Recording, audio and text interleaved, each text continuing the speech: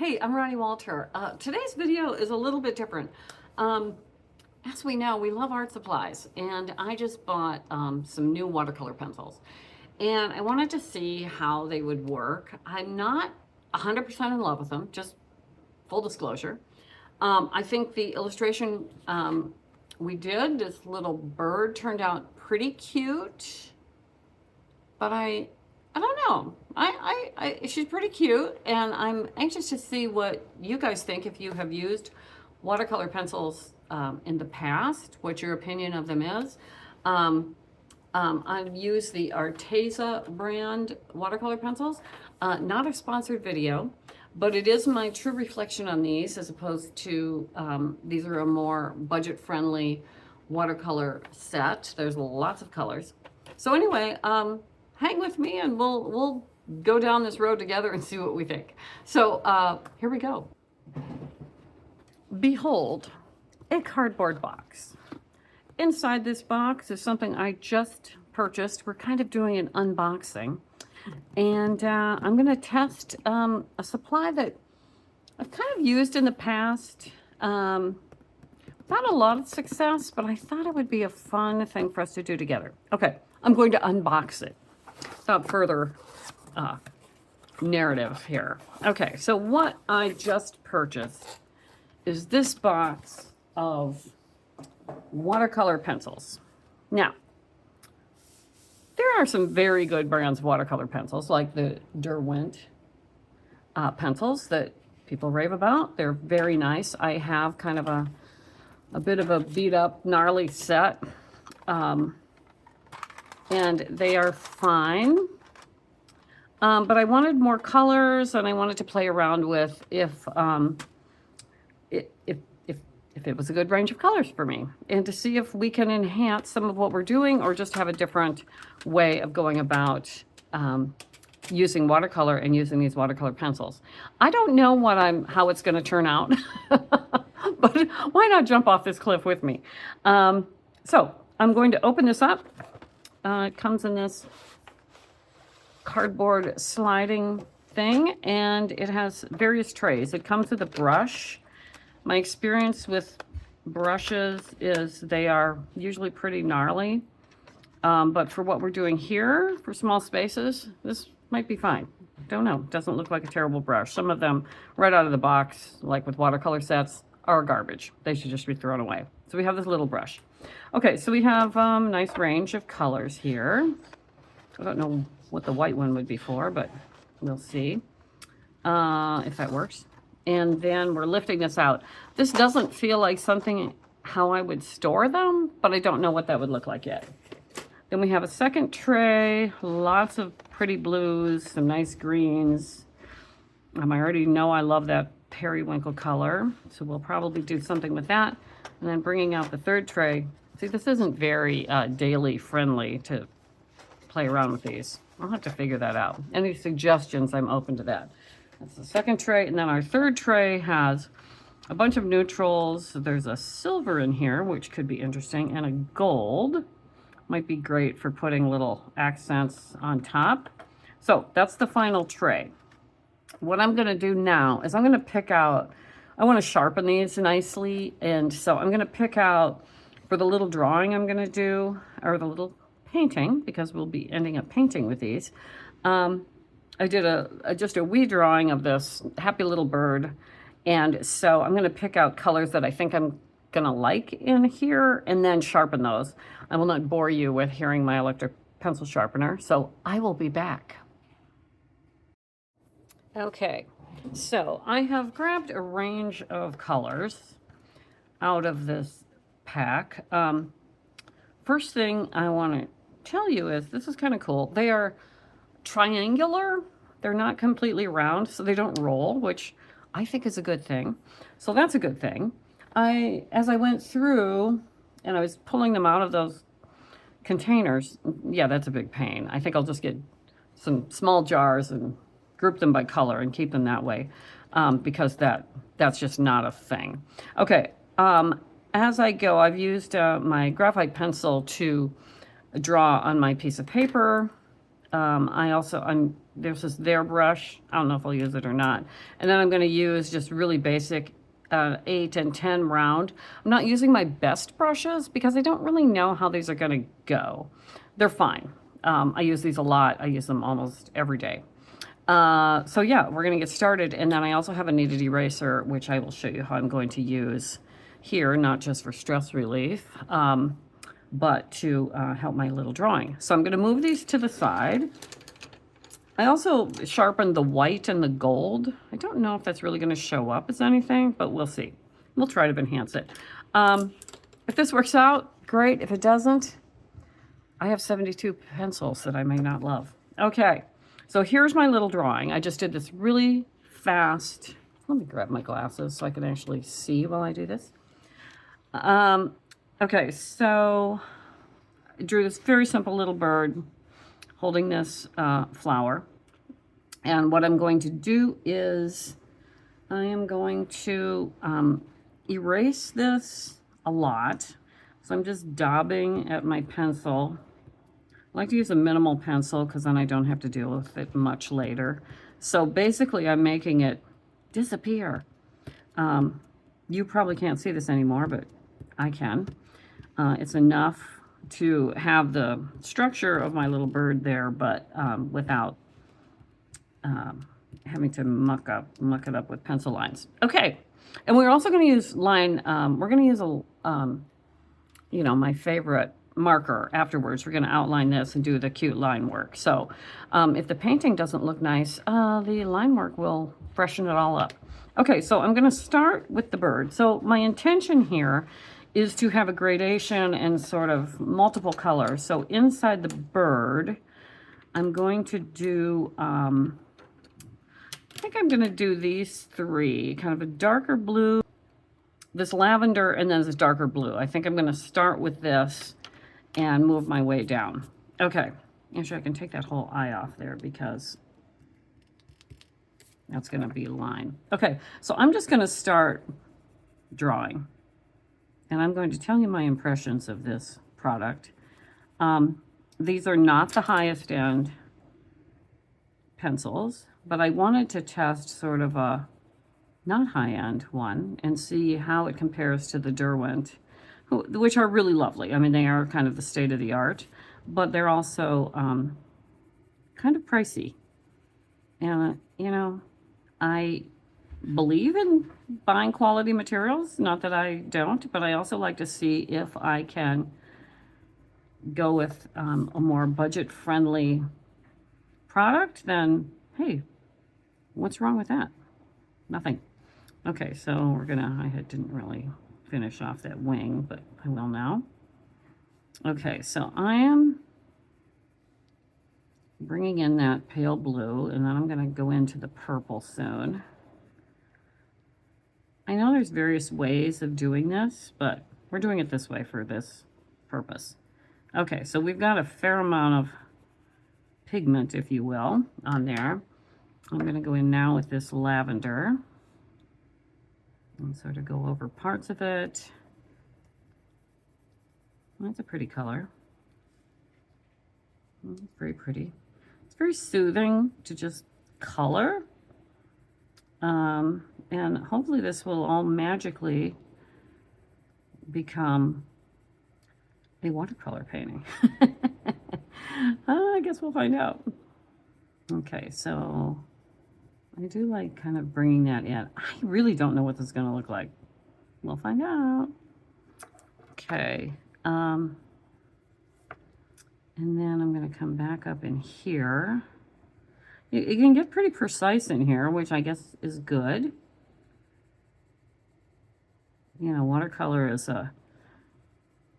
sometimes can be a bit of a crapshoot where the water's going to stay or land, especially as we're learning.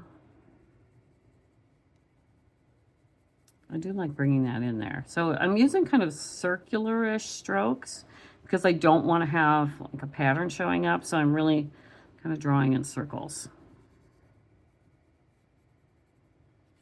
Okay, and now I'm going to go in with the darkest blue and come in. And I kind of like that you're able to, I didn't sharpen these to like super points. Whoops, there's a big point. Because when you get a point in there, I think that's when you can get too much texture. You could take a scrap paper and sort of blunt off the edge of that too. This is kind of soothing. Let's see how we're doing here. Let's see. Okay, so we're going to bring that up. Kind of correcting that line as I go. Okay, so I am going to come in with water now. And we're going to see how this goes. Now, I can also use, I have one of these water brushes. A little section is filled with water, and then you just paint and the water comes out, which may be a better way to do this. Let's do this. Let's start with the brushes that I said I was going to start with, and then maybe on another section, let's use the water brush and we can see what we like better. This may turn out really cute and I'll be super happy, or I'll go, well, that was a good experience. So I have very clean water here. I also have a paper towel, and I'm going to go in and start moving this around. So we're liquefying this. I'm starting in that blue, kind of going along that edge, and it's starting to liquefy. And I don't know if I'm doing this right. I'm doing it. Okay, we're starting to get into that purple. I'm going to keep my brush fairly clean. I'm going to move from the purple. Yeah, I think I need to, this is kind of funky. Maybe it's the quality, because these feel like they're really blobbing around. Ugh. I don't know what's going on there. We might be able to fix this later. But I don't love it so far. So do we put out a video of a product we don't really love? Or do we figure out how we're going to fix it? Because we're not always going to love our materials, but is there a way we can make our materials work for us instead of the other way around? We will. The jury is out. The jury is out on that. Well, it's not horrible. I'd say it's not watercolor. It's a different animal. It's kind of fun to see how they liquefy together. I'm using just kind of a brushy, moving things around. You can move like the dark into the light a little bit. Okay, it's a little clunky. What do you think, you guys? Is this something I should continue with or abandon ship? Well, I'm going to finish this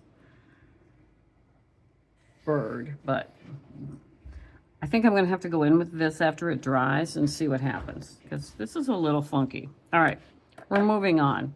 So I have two yellows here for the flower, kind of a golden yellow and then this orange. I guess they do have A103 and A104, which doesn't refer to much to me. Okay, let's go in. I'm going to get a much stronger amount of pigment on there. I'm pressing a lot harder than I did on the bird.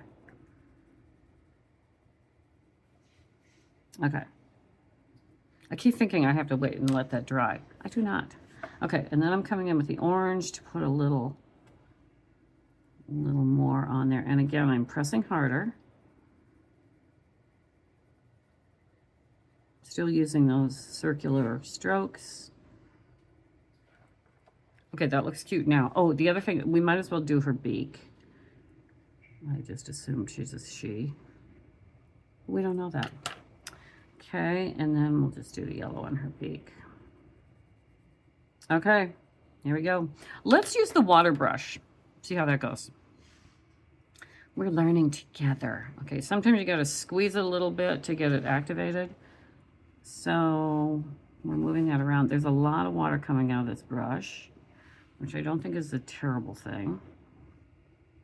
I'm gonna move that orange into the yellow.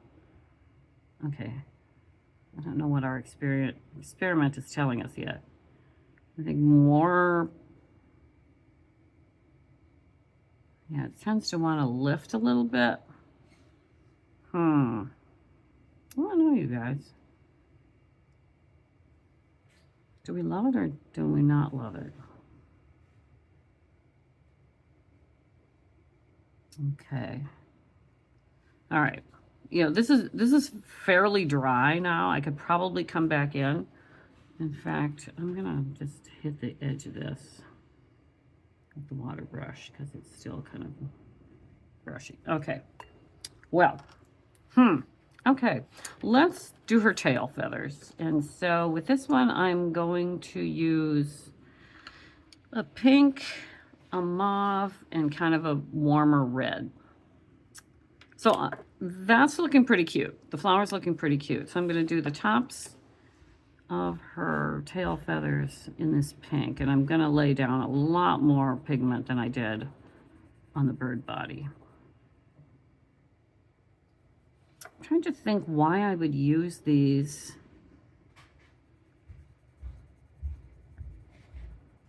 instead of just using watercolor. I don't know if there's an advantage to that. I mean, it might be a good way to get some texture on there, but why wouldn't you just use regular watercolors? I don't know. Okay, so now I'm going to lay in this darker mauve color. I guess if you know what you're doing, there's a big leap. You could have a little more control, particularly on your edges, which, as you guys know, that isn't super important to me. And then I'm going to go in with this warmer red. And we will see what happens there. This is way more like drawing than coloring, or than painting. It's a lot like coloring. Okay, so let's use the water brush again. And I'm going to go from the bright pink, activating that. I like using this paper towel to kind of daub off. And then I'm activating that red, and then they're going to all marry up together. Okay, that looks a little too stripey. We can make these go back and forth. I don't know. Maybe it'll all become magically beautiful when I put the line work in. Let's go with that. I mean, it's kind of fun the way they activate, but to what end, I'm not sure yet. It might be kind of fun. It might be kind of fun when you're traveling. If you were doing maybe some urban sketching, to use these to, you know, block in some color that doesn't have to feel like it's a finished illustration. Maybe I just need to practice more.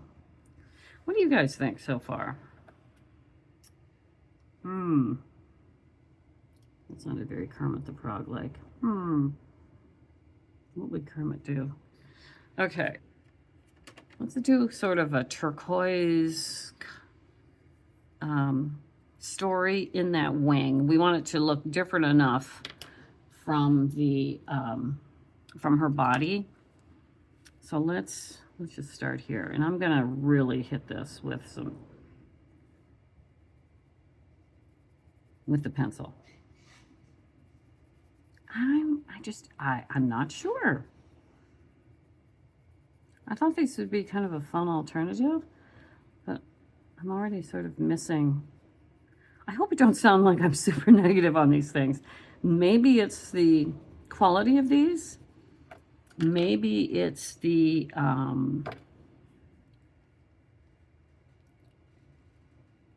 technique. Maybe I don't need this technique. I don't know. We're learning together. And tell me what you think. If you use them, how you use them. What's your favorite method of moving the paint around?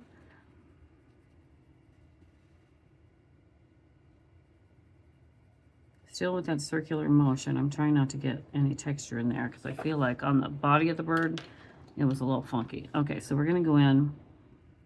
What I like about these water brushes is they're kind of always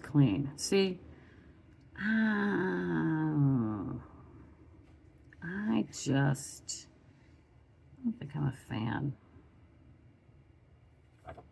Ugh. Okay, that looks horrid. What am I doing wrong? Uh-oh. Maybe it's just the nature of this thing that it's just weird. I don't know. Let's come in and see if we can get rid of that edge, because that edge is bugging me.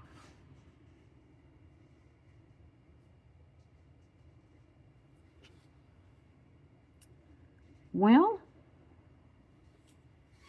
I mean, it's kind of fun. I don't know if you can like lift like you can with real watercolors, because I have a little overhang there that I don't love. Not really, it doesn't lift. It lifts okay. I'm just gonna daub that.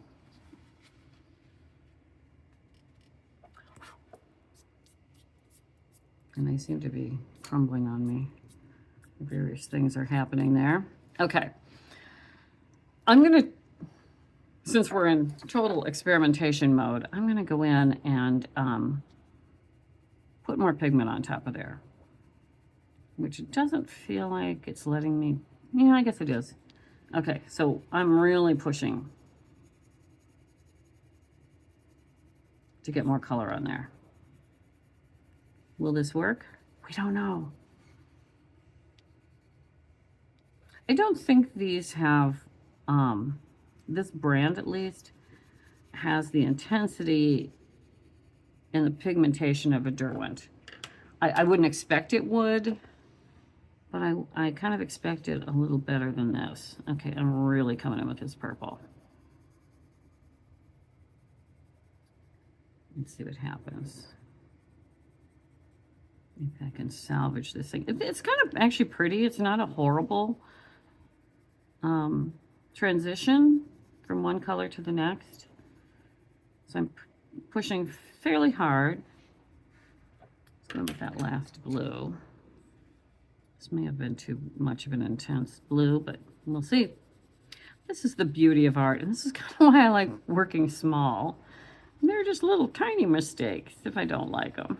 But they're still cute. I mean, that's not horrid. It's not horrid. Okay, let's go in again. We're going to use this water brush and see if this is successful. I need a little more water on there. And you just squeeze the brush a little bit. These are really great. They're especially good for travel. You can bring them on the airplane, fill them up with your water bottle. If you want to paint on an airplane, which is challenging, impress your seatmates by doing a watercolor right in the middle of a plane. I think I have to accept that this is a different animal, and there may be times when maybe I want to use it on top of previously watercolors. In fact, well, this dries. Let me get a watercolor that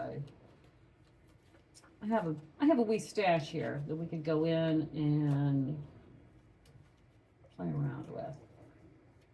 Talk amongst yourselves while I do this. Okay, this is like on, yeah, this is on multimedia paper. So this is an older fun little study. So I'm gonna go in, let's go in with this orange and just make some polka dots.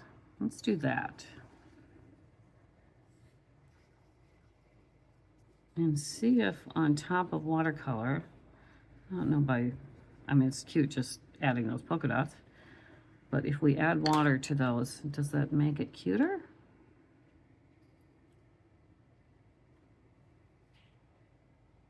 Does it add anything to the story?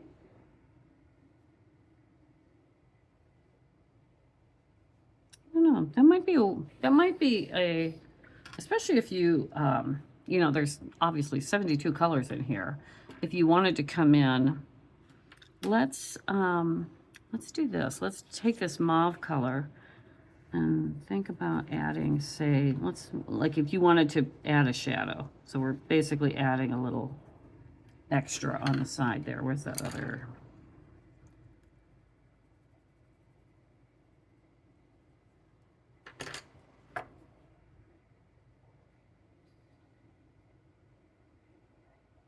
I mean, yeah, I can see coming in with pencil to get into some tighter spots. Okay, that I can see. And this is pretty cruddy paper, but you can see what I'm doing here. Let's see if we wanted to come in with those leaves. Give them a little something something on the edges.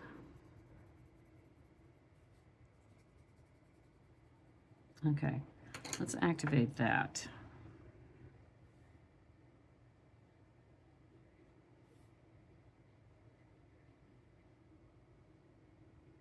Okay, all right. I can see how you could take a finished little watercolor and come in and do some other things to it. Okay, well, let's go back to our little girl here. I am going to add leaves. I didn't draw them in, but I'm going to add them. So I'm just going to come in, a leaf there and a leaf here. I'm just going to do the top. And then with the other green, we'll come in and see if we like that. We are going to put our line work on top, so, you know, that can help a lot. Okay, back with our water brush.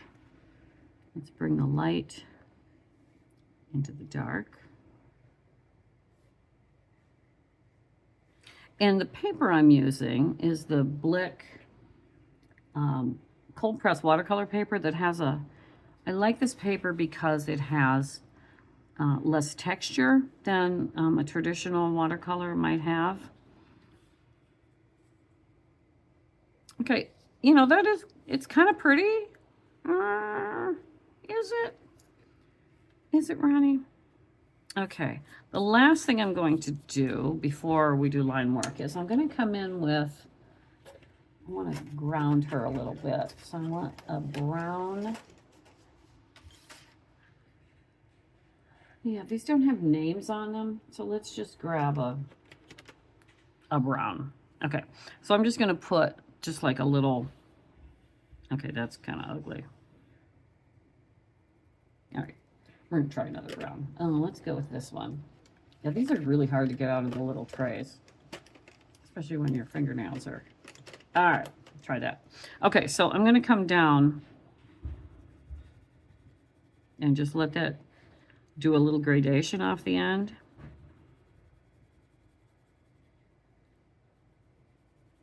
Heavier on the top, lighter toward the bottom. Now, I would probably, if I loved these things, and I probably will still do this just because it's a good practice, is I will probably swatch all these, but there's 72 of them, and you don't want to watch me do that. That's where you put on a couple of YouTube videos, and okay, so I'm just drawing that out, bringing that down into like a gradation. And let's activate that with the water. See what happens. All right, so that's activated.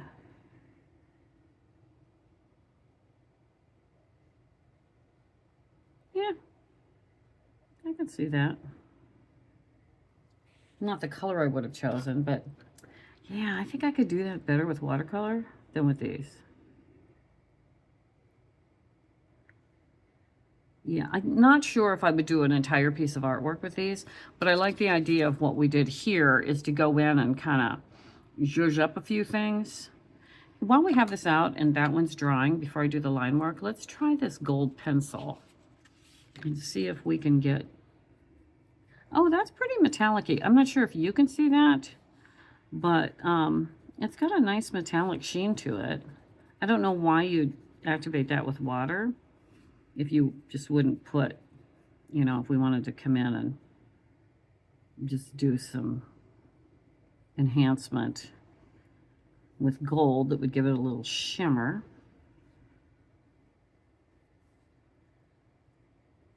I don't know if you could see that. It has a wee shimmer.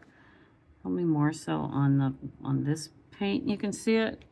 But I also have like Jelly Roll gold.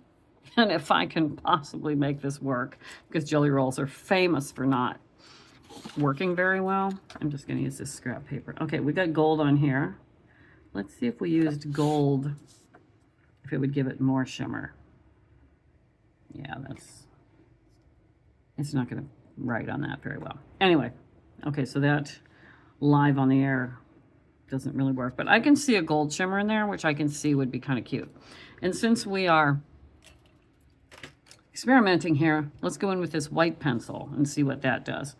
So, that's not so white. It's not very opaque. I don't like that. I would much rather use if I want to put white on something, this Uniball Signo is the best white pen I have bought. And that will come in and give you a nice white, opaque. And that goes on top of watercolor quite nicely. All right. So anyway, that was a whole bunch of stuff that I'm just stream of consciousness telling you about. But this is the best white marker. Okay, moving on. Let's come back to our little birdie here and let's do line work and see if we could make this, make her cute. Because so far, I'm not sure she is. So I'm going to start with this wing. I'm using a 01 micron. So we're just going to come in on top of that and just outline it a little bit. It's not covering. Oh, that's funny. Okay, well, this is interesting. With watercolor, this marker just sits on top. This line feels like it's kind of like you're trying to go over colored pencil. Hello. Yeah, see, it's not doing its thing. It's kind of picking up that pencil. All right. Well, yeah, it's better on the watercolor paper than trying to put the marker where I have the pencil. It's not my favorite. Let's put it that way. Because I do like to draw right on top of the art, either with on top of the watercolor. Look, I just put that eye in there, but if I wanted to put texture in, it's sort of digging into there. And this is dry. So, would I do this for regular? Maybe not. It's not horrid. Still a cute little bird. Got her little foot in there. And this is again why I want really light pencil lines, because once I put any kind of paint on there. Okay, this is not a horrible little illustration. I shouldn't be so. It's turning out cute.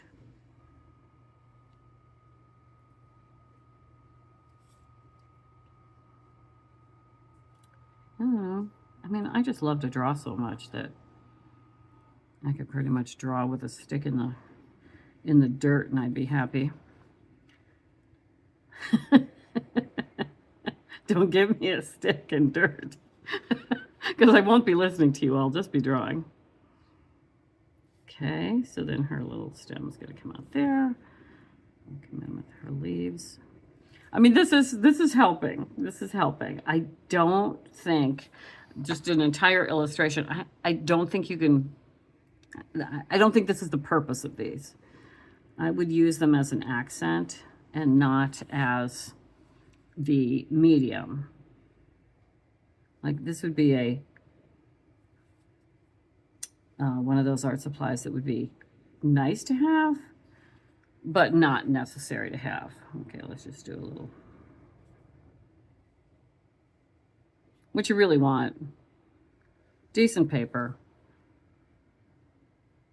decent paints, a good brush, you're good to go. This could be fun to play around with, like I did on this one, just to do just a little more something on things. But as far as doing this as the native colorizing of this thing, that wouldn't be for me. But I don't hate it. So I hope you learned something from this. If you have these, I'd love to know what your experience has been. If I just should be using better materials. Like I said, I have the Derwent. I should probably do a side-by-side of those. But to get a full range of colors with the Derwent, it's very expensive. Maybe Santa Claus will be good to me this year. And, or I find a screaming deal. I don't think you ever find screaming deals on that, but she's pretty cute. So I don't hate this. I think she's fine. I will probably make her into a card, but right now, that was a great experience. And, hey, okay. So I hope you enjoyed this video. It's a funny one. And, but the main message I want to give to you today is please be kind to yourself. I am a perfect example of this didn't work out the way I would love it. That doesn't mean I'm a terrible artist. So please don't say you're a terrible artist when you're experimenting and you're finding your way in this medium. You're learning, we're all learning, and old dogs, new tricks, baby. And so be kind to yourself and have a little bit of a creative day today. Take care. Bye.